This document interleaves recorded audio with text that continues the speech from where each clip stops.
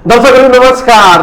सरकारले आर्थिक वर्ष 2080-81 को लागि बजेट सार्वजनिक गरेका छन्। सरकारले जारी गरेको बजेटको आकार 17 खर्ब 51 अर्ब 31 करोड रुपियाँको रहेको छ। अर्थतन्त्रमा अहिले मन्दी छाएको बेला, अर्थतन्त्र सङ्कुचनमा परेको बेला सरकारमाथि बजेट ल्याउँदा निकै दबाव रहेको थियो।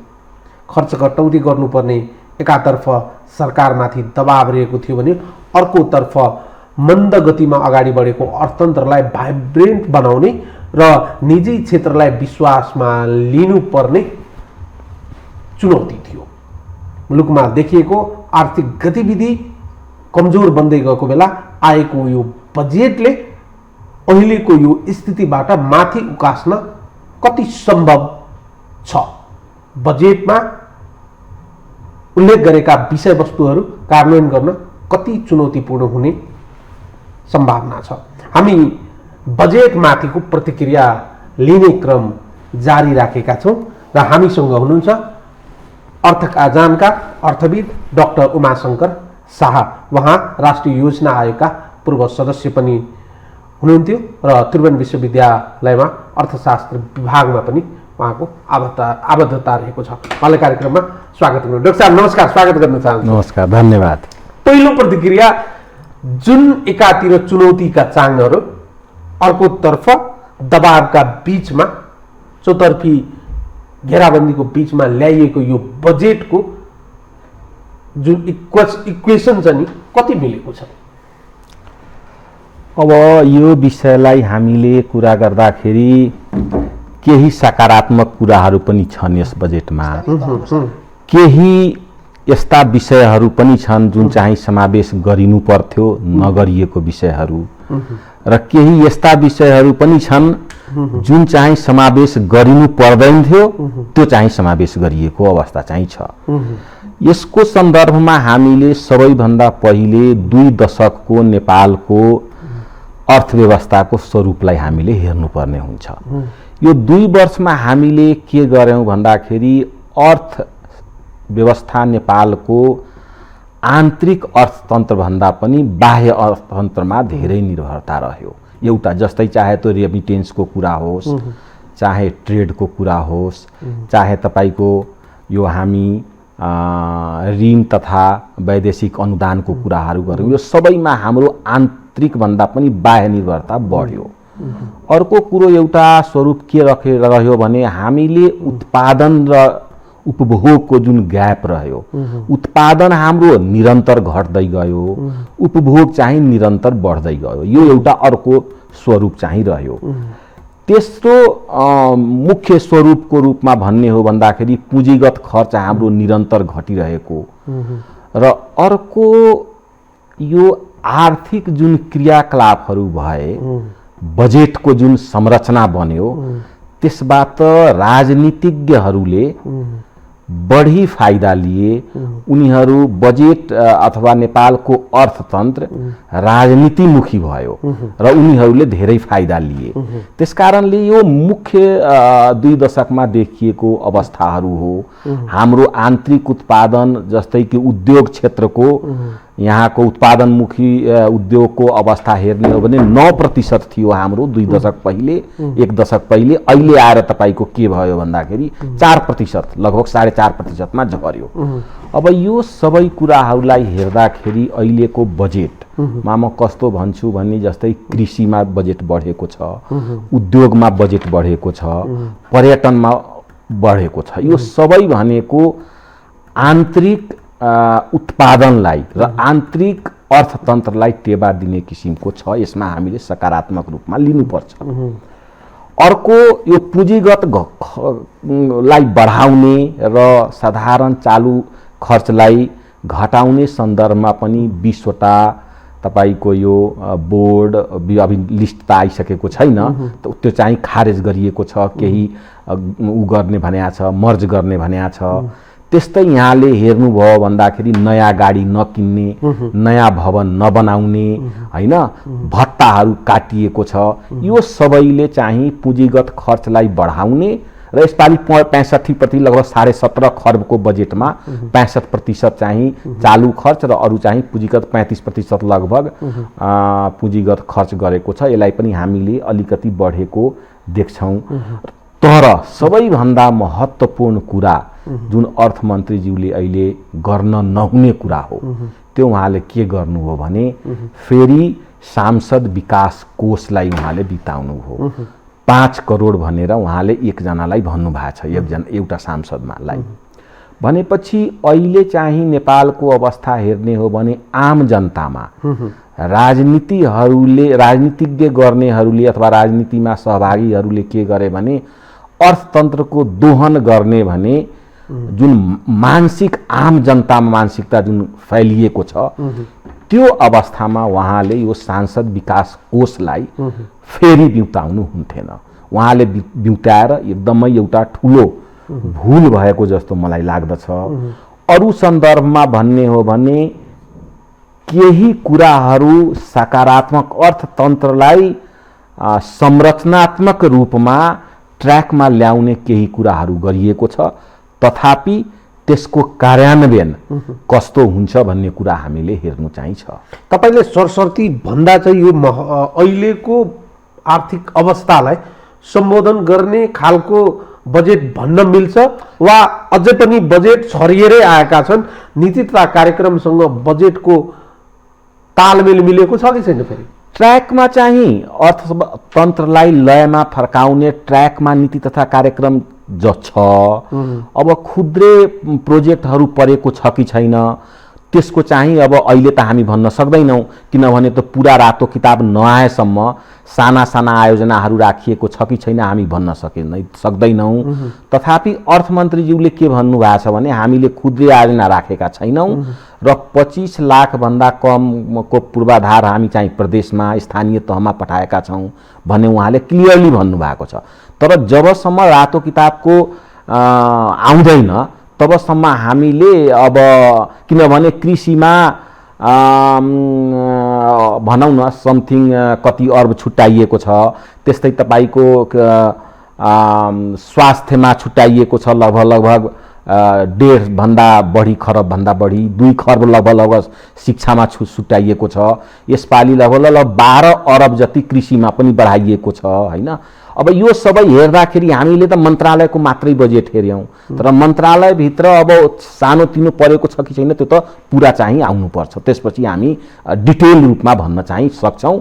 अहिलेको रूपमा केही सकारात्मक कुराहरू र विशेष गरेर जुन चाहिँ यो सांसद विकास कोषको पैसा उहाँले राख्नु भएको छ यो चाहिँ असाध्यै नराख्नुपर्ने। र अर्को विषय योमा तपाईको मधेसप्रति यो बजेट साह्रै अनुदार देखियो। मधेसको शब्द अथवा मधेसमा हुने परियोजनाहरूको एकदमै थोरै परियोजनाहरू त्यहाँ राखिएका छन्। मधेसको कुरा गरिरहँदा संहितालाई बल पुग्ने खालको, संहितालाई संरक्षण गर्ने खालको, संहितालाई बलियो बनाउने खालको बजेट भन्न मिल्छ कि मिल्दैन? त्यो शब्दमा चाहिँ देखिन्छ, तर व्यवहारमा संघीयतालाई बलियो गराउनको लागि 2-3 वटा कुरा गर्नै पर्ने हुन्छ। पहिलो कुरा के भन्दाखेरि स्थानीय तह र प्रदेश सरकारलाई जाने जुन बजेट हो त्यो बजेट जबसम्म बढाइदैन तबसम्म संघीयतालाई कार्यान्वयन गर्ने भनेको त लिप सर्भिस मात्रै हो। त्यसकारणले त्यो भनेर शब्दमा केही फरक परेन। शब्दमा उहाँले वित्तीय संघीयतालाई कार्यान्वयन गरिनेछ, संघीयताको सबलीकरण गरिनेछ आदि इत्यादि धेरै कुराहरू उहाँले गर्नुभएको छ, तर स्थानीय तह र प्रदेश सरकारको बजेट चाहिँ घटेको भनेर त्यहाँ देखिन्छ। त्यसकारणले अब यो शब्दले भनेर भएन, व्यवहारमा चाहिँ संघीयता बलियो गर्ने गरी अङ्कमा चाहिँ देखिएन। स्रोत व्यवस्थापन म अझै विषयमा आउँछु, तर स्रोत व्यवस्थापनको कुरा गर्दा बजेटले जुन नीति तथा कार्यक्रम बनाएको थियो त्यसको आधारमा जुन प्रकारको बजेट आयो र बजेटको खास महत्त्वपूर्ण विषय स्रोत व्यवस्थापनको जुन इन्डिकेटर्सहरू, जुन नम्बर्सहरू तय गरेका छन् कति महत्त्वाकांक्षी छन्? अब वास्तवमा भन्ने हो भने यसपालिको हामीले जुन आकार हेर्यौँ बाध्यता भएर यो सबै साधारण खर्च व्यापक रूपमा घटाउनु पर्ने जुन आयो त्यसकारणले अङ्क अझै पनि तपाईको असाध्यै नै अप्टिमिस्टिक छ यो। अब यो अङ्कलाई पुरा गर्नको लागि राज्यले कर प्रणालीलाई राम्रोसँग कार्यान्वयन गर्न सकेन र यो सबै कुराहरू व्यवस्थापन गर्न सकेन भने आर्थिक वृद्धि दर जुन उहाँले लगभग 6% को भन्नुभएको छ यसपालि हामीलाई थाहा छँदैछ केन्द्रीय तथ्याङ्क विभागले 2% 2.1 अथवा 2.2% समथिङ भनेको छ। तर त्यो पनि यो भन्दा पहिलेको चौमासिकमा हेर्ने हो भने लगभग त्यति पनि छैन। त्यसकारणले यो वर्षको अन्तमा 2.1 भनेको छ 2.16 समथिङ र त्यो भन्दा पहिलेको अझ नकारात्मक जस्तो अवस्था पनि छ।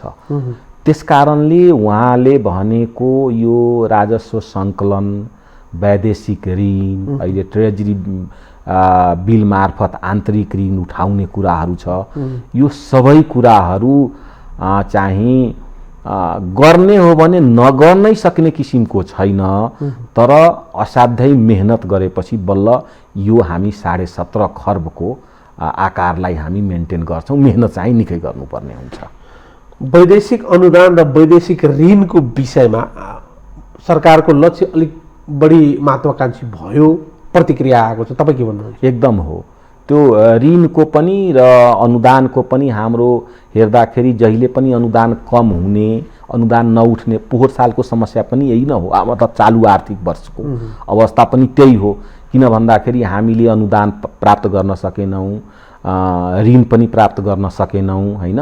अर्को चाहिँ राजस्व चाहिँ नराम्रोसँग यो हाम्रो ट्रेडमा हामीले रेस्ट्रिक्सन गरेपछि नराम्रोसँग घट्यो यो गाडीहरूको क्राई गर्दाखेरि भन्दाखेरि यी सबै कारणहरूले गर्दाखेरि हामी नराम्रोसँग यसपालि अर्थव्यवस्थालाई चापमा परेको देखियो। यो अवस्थालाई फेरि आउने वर्षको बजेटलाई राम्रोसँग कार्यान्वयन गर्न सकिएन भने यही अवस्था दोहोरिन सक्ने सम्भावना पनि एकदमै जोडले चाहिँ यो सम्भावना चाहिँ छ। नेपालको अर्थतन्त्रको सबैभन्दा ठुलो स्टेक होल्डर भनेको निजी क्षेत्र हो। निजी क्षेत्रको दृष्टिकोणबाट हामीले बजेटलाई हेर्यौँ भने निजी क्षेत्रलाई कति सहज तरिकाले विश्वासमा लिने प्रयास गरेका छन्। निजी क्षेत्रको सन्दर्भमा 2-4 वटा प्याकेजहरू आएको छ। जस्तै उद्योगको कच्चा पदार्थमा भएको जुन इम्पोर्ट हुन्छ त्यसमा भ्याटमा छुटहरू दिने हैन। त्यसपछि यो जुन वैदेशिक अनुदान के अरे इन्भेस्टमेन्टहरू आउँछ एफडीआई भन्छौँ फरेन डाइरेक्ट इन्भेस्टमेन्ट त्यसमा पनि केही लचकता अपनाउने किसिमका कुराहरू आएको छ। हाम्रो वास्तवमा भन्ने हो भने यो के अरे निजी क्षेत्र हेर्ने हो भने एउटा समस्या कहाँनिर देखिन्छ भने हाम्रो निजी क्षेत्र पनि भाइब्रेन्ट देखिँदैन। उद्योग वाणिज्य महासङ्घमा यहाँ जानुभयो भने त्यहाँ पनि वैदेशिक अनुदानबाट चलाइने परियोजनाहरूको लिस्टै देखिन्छ। लामो एउटा सूची छ चलिरहेको हुन्छ। निजी क्षेत्र जब तपाईको वैदेशिक अनुदानको परियोजनाहरूमा लाग्दछ भने त्यसलाई गाह्रो हुन्छ। त्यसकारणले उहाँहरूले त के छ भन्दाखेरि आफ्नो लगानी गर्ने र त्यसबाट रिटर्न लिएर अर्थव्यवस्थालाई भाइब्रेन्ट बनाउने हो। तर वैदेशिक अनुदान निजी क्षेत्रले लिने हो भने त्यो त निजी क्षेत्रको अर्थ भएन। त्यसकारणले अहिले त्यो समस्या पनि छ। त्यसकारण मैले निजी क्षेत्रलाई के आह्वान पनि यहाँबाट गर्न चाहन्छु भने यहाँहरूले त्यो वैदेशिक अनुदानबाट लिने जुन परियोजनाहरू छ त्यो त सरकारलाई दिनुस्, आइएनजिओ एनजिओलाई दिनुस्, त्यो निजी क्षेत्रले गर्ने चाहिँ होइन। निजी क्षेत्रले चाहिँ उत्पादनमा लाग्ने, सरकारबाट सहुलियत लिने र उत्पादनमा लाग्ने हो। त्यसकारणले हाम्रो भन्ने हो भने विगतमा केही दशकमा जुन यो 9% जीडीपी को जुन एउटा भाग थियो म्यानुफ्याक्चरिङ सेक्टरको त्यो 4% मा झरेको कारण पनि त्यो त प्रष्ट रूपमा हाम्रो निजी क्षेत्र भाइब्रेन्ट भएन है भन्ने प्रष्ट रूपमा देखिन्छ। जहिले पनि बजेट आउँदाखेरि निजी क्षेत्र उत्साहित हुन्छ। निजी क्षेत्र चाहिँ हाम्रोलाई सम्बोधन गरिएको छ भने यसपालिको बजेटमा पनि अहिलेको पनि हल्का प्रतिक्रिया त्यस्तै आइरहेको छ। तर उहाँहरूले आउटपुट दिन सक्नु भएन, म्यानुफ्याक्चरिङ सेक्टरको जिडिपीमा सेयर बढाउन सक्नु भएन भनेपछि उहाँहरूमा भाइब्रेन्सी जुन हुनुपर्ने हो, एउटा भाइब्रेन्ट निजी क्षेत्र हुनु पर्यो त नभएको देखिन्छ नि। त्यस कारणले के छ भन्दाखेरि निजी क्षेत्रले आफूलाई सुधार गर्नुपर्ने प्रशस्तै स्कोपहरू चाहिँ छ र उहाँहरू त्यसमा चाहिँ लाग्नु पर्दछ मलाई। अब कृषि क्षेत्रमा भनौँ न, अहिले कृषि क्षेत्रमा उहाँहरू के गर्नुहुन्छ, रियल एस्टेटमा लाग्नुहुन्छ, ब्याङ्किङ सेक्टरमा लाग्नुहुन्छ। त्यो पनि ब्याङ्किङ सेक्टरमा प्राइभेट ब्याङ्क्सहरू तपाईँको रुरल एरियामा नजाने, एग्रिकल्चर सेक्टरमा इन्भेस्टमेन्टै नगर्ने, रियल एस्टेटमा अनप्रोडक्टिभ सेक्टरमा इन्भेस्टमेन्ट गर्ने, ट्रेडमा इन्भेस्टमेन्ट गर्ने भनेपछि निजी क्षेत्रको जुन इन्भेस्टमेन्ट रह्यो त्यो प्रोडक्टिभ सेक्टर, इकोनोमीलाई ग्रोथ गर्ने हैन, भ्यालु एडिसन गर्ने क्षेत्रमा त देखिँदैन। यो त प्रश्न छ नि।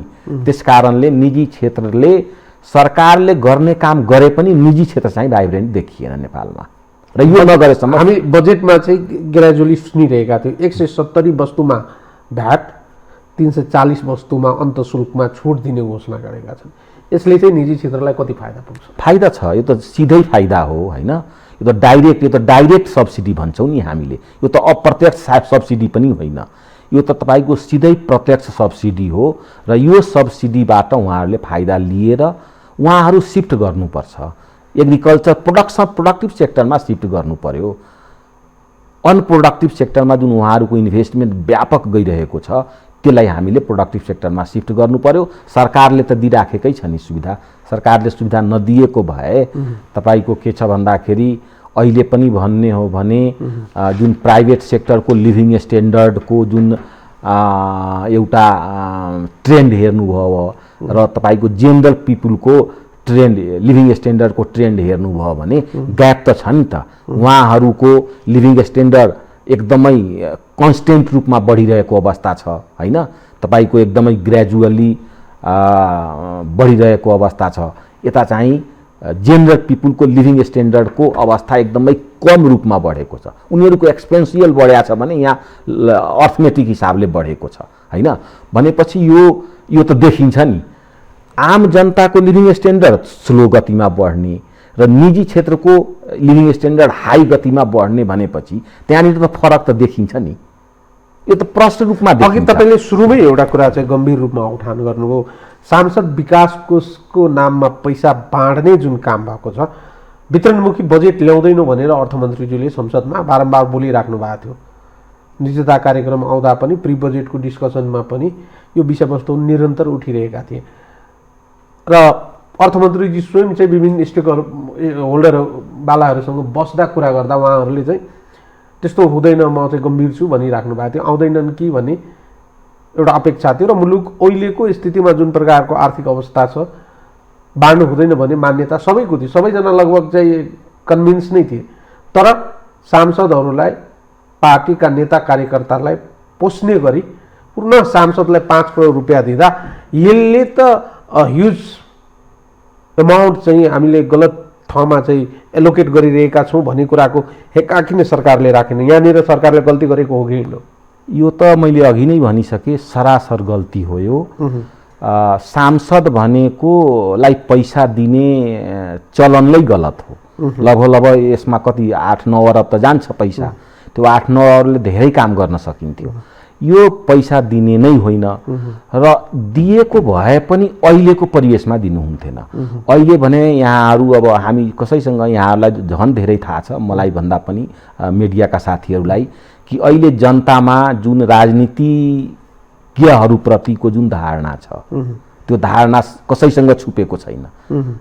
अहिले जुन राष्ट्रिय स्वतन्त्र पार्टीले जित्दैछ हैन, ठुल्ठुला नेताहरूको अवस्था कस्तो छ, पार्टीहरूको जुन सिट घट्यो, सिफ्ट हुँदैछ, यो त वितृष्णा हो। र यो वितृष्णाको बेलामा अर्थमन्त्रीज्यूले जुन सांसदहरूलाई जुन सांसद विकास कोषको बिउताउनु भएको छ, यसमा चाहिँ उहाँको ब्लन्डर हो। यसलाई मैले सिम्पल भन्दिनँ, यो चाहिँ ब्लन्डर मिस्टेक हो उहाँको। अब ठ्याक्कै तपाईँले यो भनिरहँदा सरकारले यो विषयलाई को आडमा धेरै 2-4 राम्रा कामहरू चाहिँ 2-4 चाहिँ प्रगति र अलिकति बजेटलाई खर्चलाई नियन्त्रण गर्ने कुरा गरिरहँदा ठ्याक्कै बिचमा 5 चाहिँ राम्रा कुरा राख्ने, तर त्यो 5 कुरामाथि चाहिँ एकैपटक चाहिँ ल्याएर चाहिँ सांसद विकास कोषको खर्चले चाहिँ त्यसलाई ओभरल्याप गरिदिएका छन्। यसको त खासै कुनै अर्थै भएन। यो त एकदमै एक किसिमले चाहिँ महत्त्वाकांक्षी बजेट त भयो नै अहिलेको संकुचनको अवस्थामा। कार्यक्रमहरू पनि जुन प्रकारले चाहिँ मान्छेले अपेक्षा गरेका थिए सो अनुसार त भएन भनेर भन्ने ठाउँ छ त छ। अब म त के भन्छु भने अझै पनि सांसदहरूज्यूलाई म सम्पूर्ण सांसद माननीय सांसदज्यूलाई पनि अनुरोध गर्न चाहन्छु, अर्थमन्त्रीज्यू प्रधानमन्त्रीज्यूलाई पनि भन्न चाहन्छु यो कुरालाई तपाईहरुले सच्याउन अझै पनि सक्नुहुन्छ। किनभने यस्तो छैन कि अब यो दिएको कुरालाई स्क्रैपै गर्नु हुँदैन भने पनि त छैन हैन। एउटा केही नियम कानुन अथवा मन्त्री परिषद अथवा कुनै ठाउँमा संसदबाट पास गर्ने गरी यो चाहिँ नियम कानुन बनाउने व्यक्तिले पैसा खर्च गर्नु भनेको गलत कुरा हो। यसलाई यहाँहरूले अझै पनि सक्नुहुन्छ भने म यहाँहरूलाई विनम्र अनुरोध के गर्न चाहन्छु भने अहिलेको जनताको मुडलाई, जनताको जुन एउटा अपेक्षा छ यहाँहरूले त्यसलाई स्क्रैप गर्न सकिन्छ भने तुरन्तै स्क्रैप गर्नुस्। यो चाहिँ म उहाँहरूलाई सन्देश पनि दिन चाहन्छु। अर्को कुरा गर्ने हो भने अहिले कृषिमै भन्ने उत्पादन बढाउने कुरा गर्नु हो, तर कृषिमा कति मेरो विचारमा 10-11 अरब रुपैयाँ बढेको छ। मैले भनेको अहिले त तपाईको के छ भने 59-60 यस्तै कति अरबको आएको छ, 11 अरब बढेको जस्तो मैले सरसर्ती यसो हेर्दै छु हैन। त्यो 11 अरब उहाँले त 50 अरब बढाउनु पर्थ्यो। कृषि अहिले हेर्नुस् न तपाईको के छ भन्दाखेरि युद्ध रसिया युक्रेन युद्धले गर्दाखेरि कृषि वस्तुहरूको मूल्य नराम्रोसँग तपाईको इन्फ्लेसनमा गएको छ, मूल्य वृद्धि भएको छ। अहिले तपाईको के छ भन्दाखेरि खाद्य सुरक्षाको फुड सेक्युरिटीको अवस्था आउन सक्ने, मान्छेले खान नपाउने अवस्था आउन सक्छ। पर्चेजिङ पावर घट्दैछ, नराम्रोसँग मान्छेको पर्चेजिङ पावर घटेको छ र तपाईको के छ भने खाद्यान्नको मूल्य बढेको छ। यो अवस्थामा त मान्छेले भोलि किन्न नसक्ने, गहुँ किन्न नसक्ला, चामल किन्न नसकेर मान्छेको अब तत्काल उत्पादन बढाउने क्षेत्र भनेको 3 महिनाभित्र उत्पादन बढाएर राज्यको जीडीपी बढाउन सक्ने सेक्टर भनेकै एग्रिकल्चर हो नि। आज तपाई धान रोप्नुभयो भने 3 महिनापछि त्यो काट्न सकिन्छ। आज तपाई गहुँ रोप्नुभयो, उखु रोप्नुभयो भने 3 महिनापछि त्यसको प्रत्यक्ष रूपमा आउँछ नि। त्यसकारणले उहाँले 10-11 अरब बढाउनु, मैले पनि कसैले भनेको थिएँ छलफल गर्दाखेरि नेताजीहरूसँग कि एग्रिकल्चरमा व्यापक रूपमा पैसा बढाउनुस्, तर पैसा के भयो भने थोरै बढेर आयो। हाम्रोमा त के छ भन्दा अर्को नि, यो प्राथमिकता दिँदाखेरि सबैलाई राखिदिने के उत्पादन बढाउने मात्रै प्राथमिकता राखे भइहाल्थ्यो नि। अहिले त उत्पादन बढाउने हो। त्यसकारणले कृषिमा व्यापक रूपमा मैले के भनेको थिएँ भने मधेसमा कृषि क्रान्ति गरौँ हैन। कृषि क्रान्तिबाट तपाईको के गर्न सकिन्छ भन्दाखेरि यो खाद्यान्नको समस्या, इम्पोर्टको समस्या हामी घटाउन सक्छौं र तत्काल जीडीपी बढाउन सक्ने सेक्टर भनेको त्यही हो। तर केही बढे पनि अपेक्षाकृत रूपमा तपाईको के छ भन्दाखेरि कृषिको बजेट बढ्न सकेन। उद्योगको बजेट पनि एकदमै थोरैले बढेको छ। अहिलेको अवस्थामा, अहिले जुन अवस्थामा मूल्य वृद्धिको देशले खपत गरिरहेको अवस्था सिर्जना भएको छ, उत्पादनमा समस्या आएको छ, त्यो अवस्थामा उद्योग, कृषि र पर्यटनमा डबल गर्नु पर्थ्यो के बजेट। अहिलेको आवश्यकता त्यो हो, त्यो गर्न सकेन। बढ्या छ, 3टै क्षेत्रमा बढेको छ, तर मार्जिनल इन्क्रिमेन्टल मात्रै छ। त्यो इन्क्रिमेन्टलले काम चल्दैन, डबल गर्नु पर्थ्यो। कृषिको, पर्यटनको र उद्योगको यो 3टाको बजेट डबल गर्नु पर्थ्यो भनेर मैले हाम्रो राजनीति दलका साथीहरूसँग छलफल गर्दाखेरि पनि म प्रश्न रूपमा बनाएको थिएँ। यो तपाईहरुले ड्रास्टिक सिग्निफिकेन्ट रूपमा बढाउनुस्, तर उहाँहरूले अलिकति मात्रै बढाउनु। 6% को आर्थिक वृद्धि दरको जुन अनुमान गरिएको छ यो अहिलेको अर्थतन्त्रको अवस्था हेरेर अलिक बढी महत्त्वाकांक्षी बढी भएन र? धेरै महत्त्वाकांक्षी छ। तपाईको कस्तो छ भने कसरी बढाउनुहुन्छ? रियल सेक्टर जुन चाहिँ जसबाट हामीले जीडीपी को बढाउन सक्छौं त्यसमा त उहाँहरूले मार्जिनल इन्क्रिज गर्नु भएको छ नि त।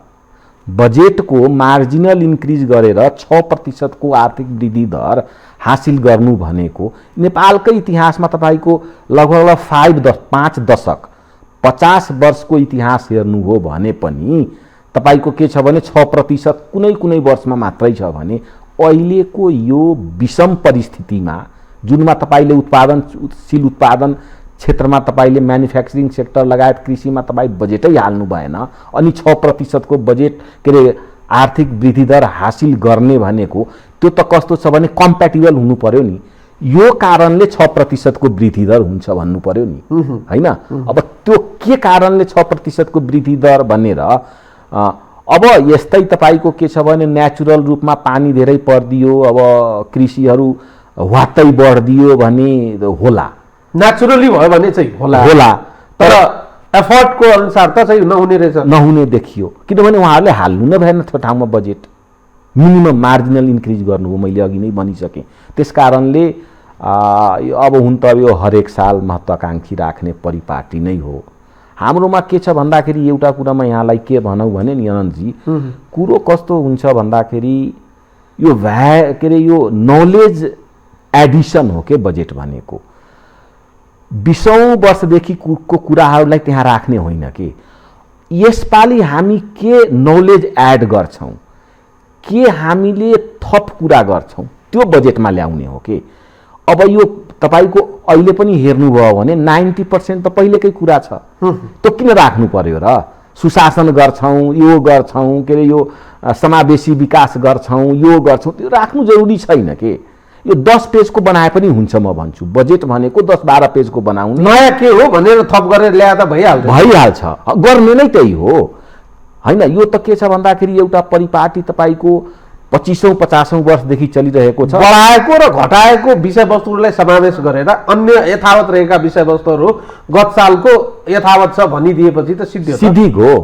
मैले त्यसकारण मैले भने नि अघि नै केही साथीहरूसँग, राजनीतिक दलका साथीहरूसँग छलफल 3 घण्टा वाचन गरेर के नहोला भनेर कान ठाडो पारेर सुन्यो, लास्टमा त सांसदलाई चाहिँ 5 करोड आयो भनेर दङ्ग परेर सांसदहरू निस्के, बाँकी जनता जिल्ल परे।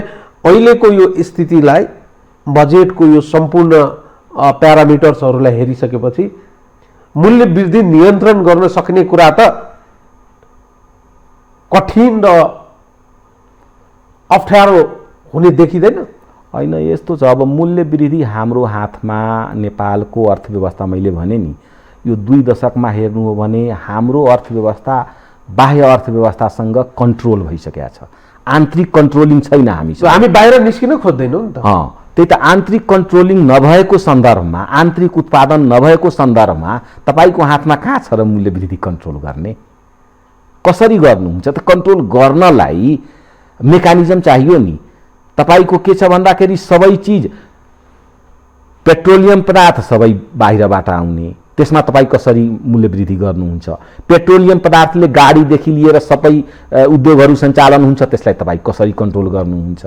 हामी कहाँ म्यानुफ्याक्चरिङ सेक्टर उत्पादन हुँदैन, हामी कसरी कृषि हामी सबै बाहिरबाट ल्याउँछौँ। अनि हामीले कन्ट्रोल गर्न सक्ने त्यही भनेको एउटा अलिकति बिजुलीहरू होला हैन, केही सामानहरू न हो। हामीले केमा कन्ट्रोल गर्छौँ र मूल्य वृद्धि? हाम्रो त आयातित मूल्य वृद्धि हो नि, चाहे त्यो पेट्रोलियम पदार्थको माध्यमबाट होस्, चाहे तपाईको खाद्यान्नको माध्यमबाट होस्, चाहे तपाईको के छ भने फिनिस्ड गुडको माध्यमबाट हो। यो सबै जति पनि मूल्य वृद्धि हो सबै आयातित हो। अरूबाट किनेर ल्याउँदाखेरि जति मूल्य वृद्धि पर्छ त्यही हाम्रो पर्ने हो। त्यसकारणले हाम्रो हातमा मूल्य वृद्धि कन्ट्रोल छ। सब्सिडी दिएर तपाईँ कति गर्नुहुन्छ? तपाईँ जनताको लागि सब्सिडी दिएर मूल्य वृद्धि कति गर्नुहुन्छ? सकिँदैन। त्यसकारणले यो मूल्य वृद्धि हामीले गर्छौँ भने त मेजर्स त हुनु पर्यो नि। त्यसको लागि त आन्तरिक उत्पादन बढाउनु पर्यो, टुरिस्टहरू आउनु पर्यो, तपाईको के छ भन्दाखेरि उद्योगको वस्तुहरू तपाईको अरू देशको तुलनामा कम मूल्यमा उत्पादन गर्न सक्नु पर्यो, त्यो नेपालीले किनेर उपभोग गर्नु पर्यो, अनि नै मूल्य वृद्धि कन्ट्रोल हुन्छ। सबै बाहिरबाट किन्ने अनि मूल्य वृद्धि कन्ट्रोल हामी यहाँले गर्छौँ। बजेटले सांसदहरूले सांसदको पाउँछु भनेर दङ्ग परिरहँदा अर्को एउटा समूहलाई चाहिँ खुसी तुल्याएको छ। जग्गा प्लोटिङ खुला गर्ने भन्ने कुरा गरेका छन्। जग्गामा लगानी गरेका व्यापारीहरूको लागि सम्भवतः यो बजेटले एउटा राम्रो काम गरेको छ। होइन, यो तपाईँको अर्थशास्त्रको विद्यार्थीको नाताले यो राम्रो काम म भन्दिनँ। केही अर्थव्यवस्थामा पैसाको आदान प्रदान हुनलाई सर्ट टर्म मेजर्स होला, पैसा अलिकति यताबाट उता होला भने, तर लङ टर्म मेजर्स भनेर अर्थशास्त्रको विद्यार्थीको नाताले रियल स्टेटमा भएको जति पनि एक्टिभिटिजहरू छ त्यो एक्टिभिटिजले लङ टर्ममा फाइदा गर्दैन। जसरी रेमिटेन्सको पैसाले लङ टर्ममा फाइदा गर्दैन, धेरै कुरा छ नि त। तपाईको धेरै किसिमको कुरा हेर्दाखेरि अहिलेलाई फाइदा होला, तर यो पनि तपाईको यो केही व्यापारीहरूको लागि, केही बिजनेसहरूको लागि, कसै अलिकति केही वर्गको लागि फाइदा, केही सर्ट टर्ममा पैसा कमाउनको लागि होला, तर लङ टर्ममा यो अर्थशास्त्रको लागि फाइदा होइन। यो अर्थशास्त्रको विद्यार्थीको नाताले भनेको यसलाई तपाईँ सकारात्मक रूपमा नमान्नुहोस्। सामाजिक सुरक्षामा पनि बढी रकम विनियोजन भएको छ, दबाव र सङ्कुचन भएको बेला जे दिइराखेको थियो गभर्मेन्टले त्यो दिइराख्ने हो।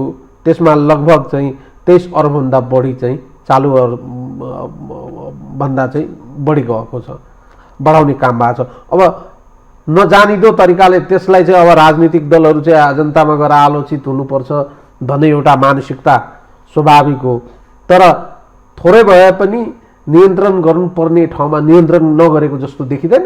अब हाम्रो वास्तवमा भन्ने हो भने लगभग 2 खर्ब जति, 1.5 खर्ब त वृद्ध भत्तामा मात्रै जान्छ, 2 खर्बभन्दा अझै बढी जान्छ होला सायद, थोरै बहुत होइन। अब त्यति पैसा हाम्रो सामाजिक सुरक्षामा गइरहेको छ, तर यो राजनीतिक दलले यो घटाउँछ भने हामीले नसोच्दा पनि हुन्छ। उहाँहरूले कसैले पनि घटाउन सक्नुहुन्न। यो हाम्रो भनेको यो भनेको सप्लाई साइड हो होइन। यो सप्लाई साइडलाई तपाईँ जसलाई जनताले प्रत्यक्ष रूपमा फाइदा लिइराखेको छ, हाम्रो बुवा आमा दिदी बहिनीहरूले प्रत्यक्ष रूपमा फाइदा लिइरहेको कार्यक्रमलाई काट्नु भनेको त्यो सरकारको, त्यो त अमेरिकाहरू जस्तो देशहरूमा मात्रै हुन्छ। अमेरिकाहरू जस्तो डेभलप्ड कन्ट्रिजमा कस्तो हुन्छ भने तपाईँको ड्रास्टिक रूपमा अर्थव्यवस्थाको, अर्थतन्त्रको आवश्यकतालाई मध्यनजर गर्दै यताबाट उता स्वाटै बजेट उनीहरूले गरिदिन्छ। हामी कहाँ के छ भन्दाखेरि निर्मम पोलिसी एडप्ट गर्ने चलन छैन, किन भन्दाखेरि रिसाउँछ जनता भनेर आदि इत्यादि विभिन्न कारणले त्यो चाहिँ हामी गर्दैनौँ। त्यस कारणले सप्लाई साइडबाट बजेटलाई परिणाममुखी बनाउने सम्भावना हामीसँग कमै छ। हामीले के छ भन्दाखेरि बरु यो अर्थतन्त्रलाई इन्कम बढाउने, जीडीपी बढाउने अरू कुराहरू काट्न सकिएला, तर यो चाहिँ काट्यो भने तपाईको के छ भने अब मभन्दा बढी यहाँलाई थाहा भएको विषय हो नि त्यो। अब अहिले वृद्ध भत्ता काट्यो, चाहे पोषण भत्ता काट्यो, चाहे तपाईको के छ भन्दाखेरि 8 किसिमको हामीले दिइराखेका छौँ यो सामाजिक सुरक्षाहरू, र त्यसमा पनि विभिन्न सङ्घ संस्थाले हेर्दाखेरि र शान्तिनो हेर्दाखेरि त 100औं किसिमको छ। त्यसलाई एकीकृत बनाउने र अहिले राष्ट्रिय योजना आयोगमा हुँदाखेरि नै त्यो बेलामा एउटा हामीले महानिर्देशनालय, सामाजिक सुरक्षा निर्देशनालय बनाउने, त्यहाँ महानिर्देशकलाई राख्ने र सबै सामाजिक सुरक्षाको प्याकेज त्यहीँमा राखेर कार्यक्रम अगाडि बढाउने भनेर अगाडि बढेको छ। यसपालि बजेटमा पनि त्यो आएको छ।